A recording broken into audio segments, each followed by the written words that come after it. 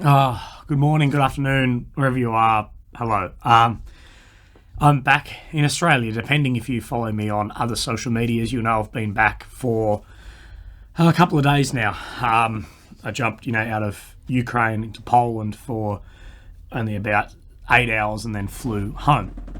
And why am I back? Well, I guess I needed to put an end on the trip somewhere. And I had a wonderful 7.5 weeks primarily in Ukraine. Of course, I bounced between Belgium, which was just a massive fail, if you know anything about that. But originally I went to Ukraine I was planning for 2 weeks. So, of course, the money I'd put aside, because I supported myself completely out of savings, but the money I put aside, the time I took away from projects, from a lot of even social events, everything was planned for 2 weeks. And when I got to Ukraine, I loved it, and I started producing content, and you guys came on board, whatever, that I decided to stay. And I think the story was evolving more and more as I was there.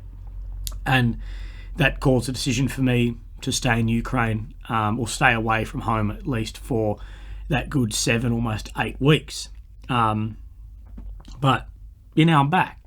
The question, I guess, firstly that I should really acknowledge is, will I be back? And the answer, I believe, is yes, in either way, that I'll be back in Ukraine. Will I be back in time of conflict? Well, I don't know. Will I be back in general? Yes. So I don't know. No one knows what is going to happen from here with Ukraine-Russian conflict. Like, truly no one does. But either way, that I'll be back. If Ukraine win, then I'll be visiting Ukraine. If Russia wins, then I will visit the area of Ukraine, depending what happens. And as the conflict is going, I'm hoping that I'll be back at some point, even if the conflict is ongoing.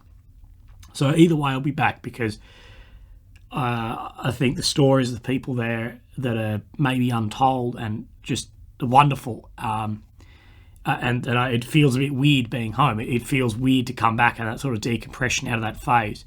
A lot different to when I came home from like a deployment with the military, where it was very different, and everything's, a lot more happened, I guess, on the Ukraine than my deployment. It was very boring, my deployment. But where you come back and you'll decompress, I guess, together, because you had 100 of the boys go through that and then go back into Australia, and sort of you're together in that phase, where this was completely me, just completely solo.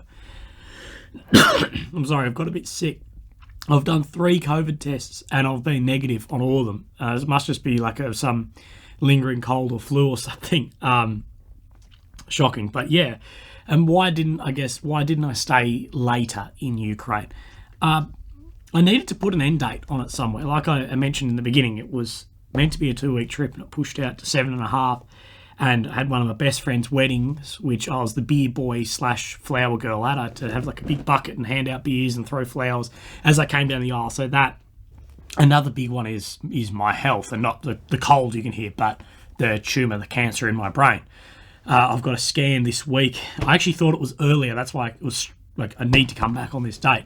But I've got a scan this week, followed by the results on my tumour. I get every 3 months, and sometimes 4 months, I get a MRI and then see my neurosurgeon to see if this tumour is changing or whatever. And I think I will probably talk about this tumour more so in the coming days, because I don't want to bore you on this video with it. But yeah, it's just like watch and wait to see if it's going to kill me in a week or kill me in a year. Well, that's just what we're looking at. So that was something I needed to come back for as well. And I think I was just done for that point. So I come back, refit, do whatever, and then look at my options to go back. But I got asked on the first podcast I did yesterday with a friend, really good friend, just launched a new podcast, and I was like, I don't want to do anyone else's but yours, because I'm refusing to do any like mainstream stuff. He asked me about like things that impacted me over there, and I think the most impactful things for me personally were not things that I captured. Or maybe didn't capture all of it, but it was small interactions with people. And I think this is where my content, I think, will change, and why I started wanting to do conflict media will shift a bit, is originally, I think, conflict media to me was like being in the fight, filming and capturing that, where I actually think the story for this is with the people and the locals, and to spend an extended amount of time there, not just go in, get some footage of someone shooting and leave. So I think these longer periods is what I may do. But I'm sure that will evolve everywhere. But this was the first time I've ever done anything like this, the first time I've been away internationally to film. And I think I've sort of proven to myself that I can actually do this. And with you guys watching my videos, and YouTube gives me a small kickback of money from you watching this, it is not fully, but it at least makes that I could almost start to fund these things myself, or at least it would take a lot less of a financial toll on me to do this. So that's great.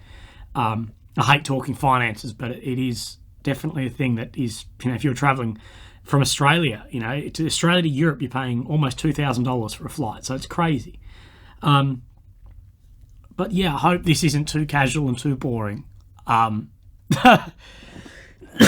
just don't feel good, and I've got so much content to push out that is out of date. I know it's not news, it's just from before the war, so I will be pushing some of that because I think it's still important. When I was on the the front line between Ukraine, front line town between Ukraine and Donetsk, I still have a lot from there that I want to push out. So if I'm a bit quieter, I'm just trying to get over whatever the hell I'm feeling. But thank you all very much. I really appreciate it, and I guess I've probably under-acknowledged how much you guys have changed all this for me, because originally, I was completely out of pocket, completely to a few hundred people.